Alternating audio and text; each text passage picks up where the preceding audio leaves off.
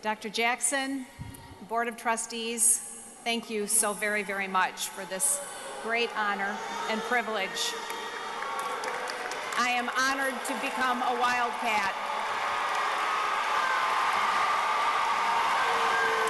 And it's a real honor and privilege to be with you as we celebrate the Bethune-Cookman University class of 2017.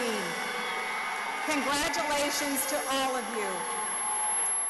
In addition to the graduates, there are so many people deserving of special recognition today. Parents, I'd like to ask all the moms who are here celebrating their graduates to stand right now and be recognized. Moms, please stand up. As we celebrate the Bethune-Cookman University. And all the dads, please stand up.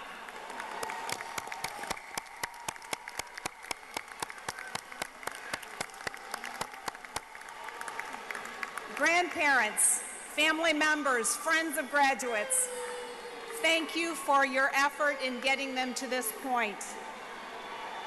First Lady Florence Jackson, Chairman Petrock, members of the board, Provost Walrund, and members of the administrative staff and faculty, and the entire Bethune-Cookman community, thank you for the important role you play in making today possible for all these students. Mayor Henry, thank you for those encouraging words, and you and the other state and local officials for being here today. I'm grateful for the opportunity to speak with you, and particularly with those who have disagreed with the invitation for me to be here. One of the hallmarks of higher education and of democracy is the ability to converse with and learn from those with whom we disagree.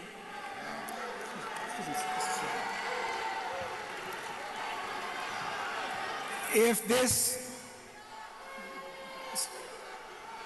behavior continues, your degrees will be mailed to you.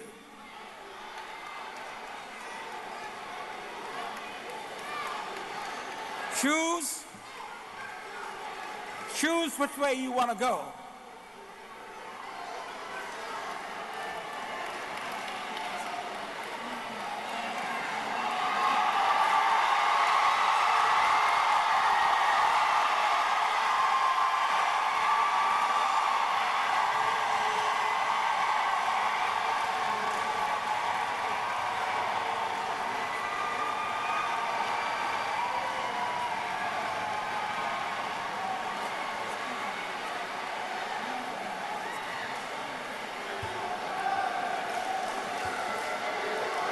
Graduates to be, would you please be seated?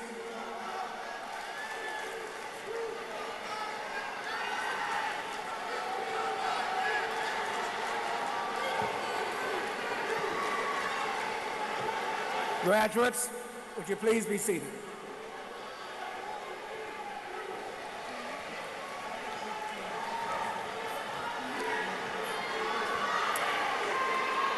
As I said, I'm very grateful for the opportunity to be with you today.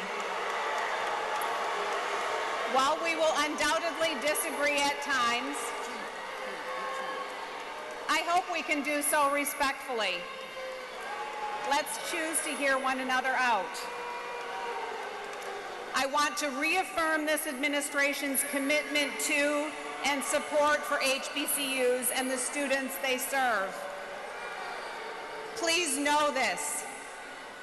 We support you, and we will continue to support you. That is one reason why we support restoring year-round Pell Grants. This common sense solution will enable more students to further their educations without taking on additional debt. I am at the table fighting on your behalf and on behalf of all students across the nation. I also want to acknowledge that we all arrived here today with different life experiences and different perspectives. I view that not as a negative, but as a gift. Anytime we meet someone new, we have two options. We can focus on differences that might divide us, or we can choose to listen, to be receptive, and to learn from others' experiences and perspectives. In my life, I have endeavored to do the latter.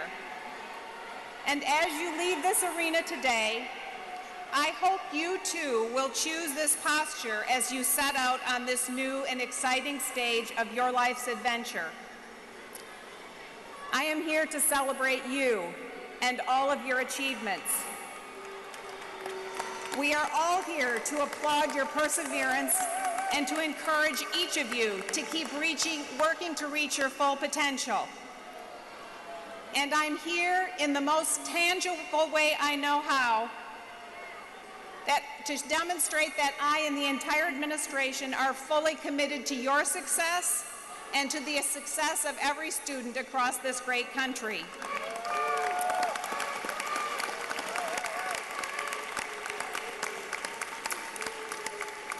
That commitment to success is one I know I share with your president, Dr. Edison Jackson. Dr. Jackson has long focused on creating opportunities for students and is an authentic advocate for lifelong learning.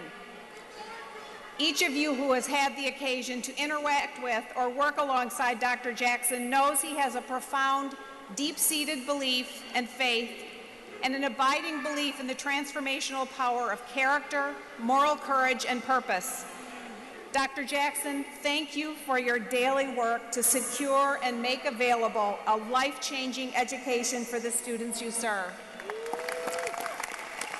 Your career is a personal inspiration to me, and it's the embodiment of BCU's motto, enter to learn, depart to serve. Graduates, you have heeded the first charge in that motto, and today you stand at the interval preceding the second. I challenge you to leave this arena faithful to completing this mission. The words are simple yet powerful. Depart to serve. It is good and right to pause today to celebrate your individual successes. But after that reflection, I am confident you will find service more rewarding than anything else. In serving, you will always reap more than you sow. The degree conferred on you today is the culmination of time, energy, and effort invested, and knowledge, experiences, and skills gained. However, the sum of your education here involved far more than sleepless nights spent cramming for a big exam, hours invested putting the finishing touches on papers, and time devoted to clubs, organizations, and causes. The whole of your time at Bethune-Cookman University, your experiences, your relationships, and your hard work has laid a foundation for you to appreciate your responsibilities to your peers, your community, your country, and the world. Today, you transition from student to graduate. What may have seemed an eternity away the moment you walked onto campus is now standing before you. You'll leave this place the leaders who will transform the world. The tomorrow for which you've worked so hard to prepare has arrived, and it's yours to shape. Your actions will determine the type of world you create, enjoy, and leave to your children and grandchildren. I posit that a fundamental component in that pursuit to shape your world can be found in personal service. You may choose to give back by mentoring or volunteering. You may pour your life into creating equal opportunities for all, pursuing justice, tackling the toughest medical challenges, educating the rising generation, donning our nation's uniform to protect and defend our freedoms, or making a discovery on the cutting edge of science, technology, or engineering. I know that BCU has prepared each of you well for these tasks.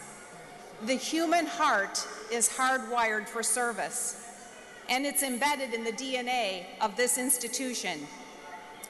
No doubt you know Dr. Mary McLeod Bethune's amazing story very well, but let me share some of it for those beyond this hall who don't.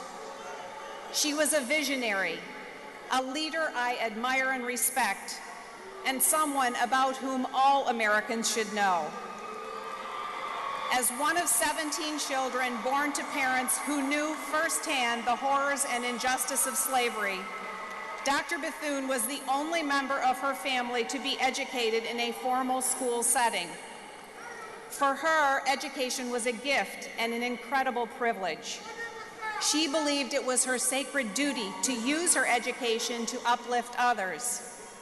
So in 1904, with a burning determination in her soul and a meager $1.50 in her pocket, Dr. Bethune built a school from the ground up. Over the course of her incredible 79-year lifespan, she fought for one singular and invaluable goal: to provide African American children access to a quality education, access they were otherwise unjustly denied. Her commitment to service is what has brought us together today. This inspired daughter of slaves refused to accept repulsive and systemic racism. She moved mountains, changing the lives and futures of countless students and families across generations. Just think about the impact of Dr. Bethune's selfless, singular focus. Then consider the influence that you, as a graduate, could have on the lives of others, both now and into the future. All that is required for world-shaking change is your conscious and courageous decision to serve. Your path here was shaped by others: educators, parents, family members, neighbors, and friends. Never forget that. Through serving others, you can extend that legacy. Later today, I will have the honor of visiting Dr. Bethune's home and paying my respects at her gravesite. I am moved by words in her last will and testament, where Dr. Bethune described what she hoped her legacy would be. The beautifully written testament cited love, hope, and a thirst for education as the ideals she wanted people to embrace in her memory. She concluded with a section titled, "A Responsibility to Our Young People," and made clear her unshakable belief that the world's fate belonged to the youth she dedicated her entire life to serving. In it, she wrote, "For they are to be the leaders of tomorrow, nor must they forget that the masses of our people are still underprivileged, ill-housed, impoverished, and victimized by discrimination. We have a powerful potential in our youth, and we must have the courage to change old ideas and practices so that we may direct their power toward good ends." I note 3 core themes in her words. First, aim high, aspire to greatness. Dr. Bethune believed without wavering that your potential is limitless. Second, take responsibility for your families and communities and never tolerate inequality or injustice. Third, proceed with courage to change old ideas that hold others back. These are charges and encouragements I echo to each of you today. Dr. Bethune believes students, you, had an unlimited potential to effect positive change, and with good reason. She'd done it herself. As you leave, each of you will be called to embody courage in different ways and to rise to different challenges. The way you answer those calls will determine not just the future of you and your homes, but of your communities, this great nation, and your world. Your university serves as a reminder that every student, without exception, deserves a high-quality education. Some of you graduates are the first in your families to earn a college degree. and some of you have overcome incredible personal hardships to reach this day. DeAndre Jamal Sandstad was the victim of an accidental shooting after his freshman year. His doctor told him he would never walk again, but DeAndre had different plans. Not only did he resume his studies, he poured himself into his rehabilitation and got back on his feet. Today, DeAndre stands tall among you as a candidate to receive his degree, and he is already taking the next steps to pursue an MBA.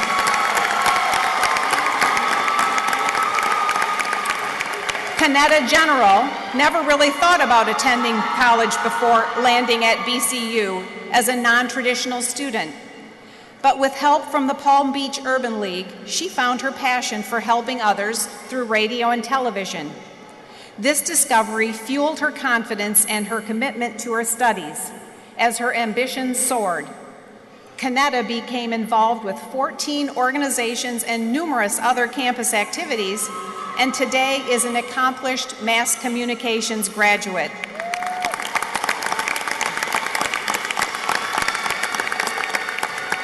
Jaleel Yuzal Witt is graduating today with a Bachelor of Arts in Liberal Studies with a concentration in marketing.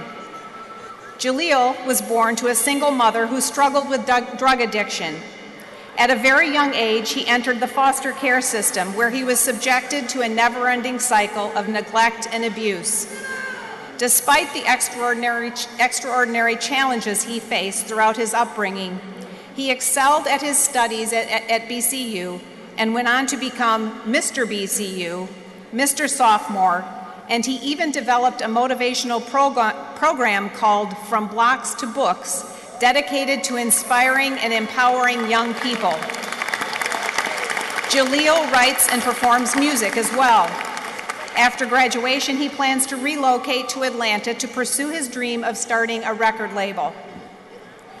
Each of these students' stories is one of courage.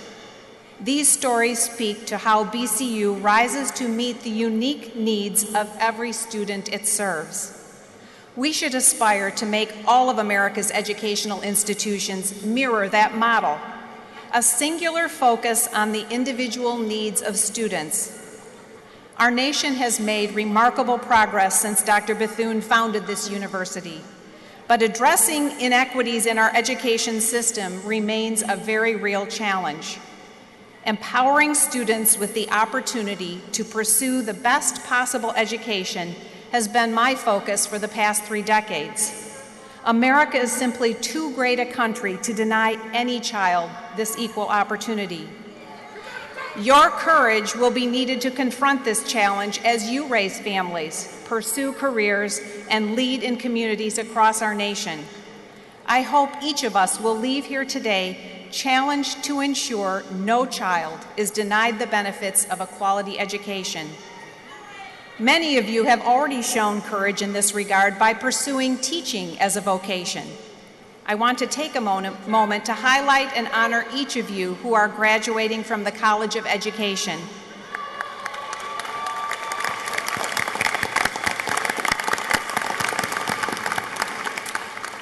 Not coincidentally, this is National Teacher Appreciation Week. I hope each of you will take a moment to reach out and thank a teacher who was impactful in your life. Many of them no doubt here with us today. I expect many of you are here in part because somewhere along the line, a teacher went out of his or her way to make sure you succeeded. Please join me now in personally thanking and applauding each of you who have served, serve, or will serve as an educator.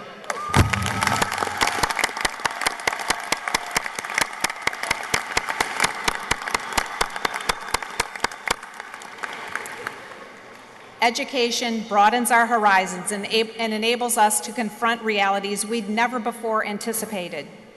We should welcome these opportunities with open arms. We should embrace the chance to grow and to serve. We should pursue these opportunities with humility, with perseverance, and with grace. That is my final challenge to you, to approach the unanticipated, the unexpected, the unforeseen with grace. Spend just a few minutes watching your favorite cable news channel, and you'll experience the startling polarization happening across the United States. On social media, groups and individuals pit themselves one against another, not to discuss and debate the merits of deeply held beliefs, but to see who can yell the loudest, score the quickest political points, or best silence the other's voice. The natural instinct is to join in the chorus of conflict, to make your voice louder, your point bigger, and your position stronger. But we will not solve the significant and real problems our country faces if we cannot bring ourselves to embrace a mindset of grace. We must first listen, then speak, with humility, to genuinely hear the perspectives of those with whom we don't immediately or instinctively agree. These verses from Colossians have been a guide for me. Be wise in the way you act toward outsiders. Make the most of every opportunity. Let your conversation always be full of grace, seasoned with salt, so that you may know how to answer everyone. These words are as relevant today as when they were first imparted. They are exhortations with the power to transform our approach to life, our commitment to our neighbors, and our discourse with one another. Elie Wiesel, who survived the horrors of Auschwitz, put it well. For me, every hour is grace, and I feel gratitude in my heart each time I can meet someone and look at his or her smile. I will admit many in my generation haven't done a great job when it comes to dealing with one another in grace. You have an opportunity to do better, to lead the way towards a new era of engagement in our communities. You leave this place today with many obligations, but I hope you'll consider the 3 challenges I've presented: a call to service, a call to courage, and a call to grace. Years from now, when someone asks you, "Why do you serve?" you can respond, "Because a great woman, a great leader, a great American, Dr. Mary McLeod Bethune, inspired me." When you face the challenges of your day, you can say, "I was courageous because Dr. Bethune showed me the way." And when some pursue dissension, you can engage in debate with grace and poise, just as Dr. Bethune did. Each of you has a story of your own, waiting to be written. You make us proud, and more than that, you give us hope. You have achieved something special today. I am humbled by the opportunity to be with you, to share in this momentous occasion in your life, to cheer on your past and continued success. Congratulations, and may God continue to bless our nation, Bethune-Cookman University, and each of you, the class of 2017.